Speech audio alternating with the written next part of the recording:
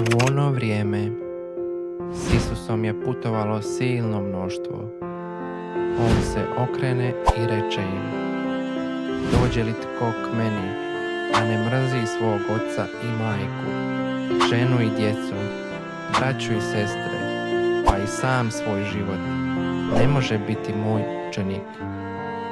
Tko ne nosi svoga križa i ne ide za mnom, ne može biti moj učenik. Ko od vas nakan graditi kulu, neće prije sjesti i proračunati troškove, ima li čime dovršiti, da ga ne bi, pošto već postavi temelj, a ne mogne dovršiti, počeli smjehivati svi koji to vide. Ovaj čovjek poče graditi, a ne može dovršiti. Ili koji kralj, kad polazi da se zarati s drugim kraljem, neće prije sjesti i promisliti, može li s 10.000 presresti onoga koji na nj dolazi s 20.000?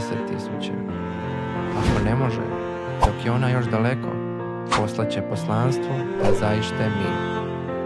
Tako dakle, nijedan od vas koji se ne odrekne svega što posjeduje, ne može biti moj učenik.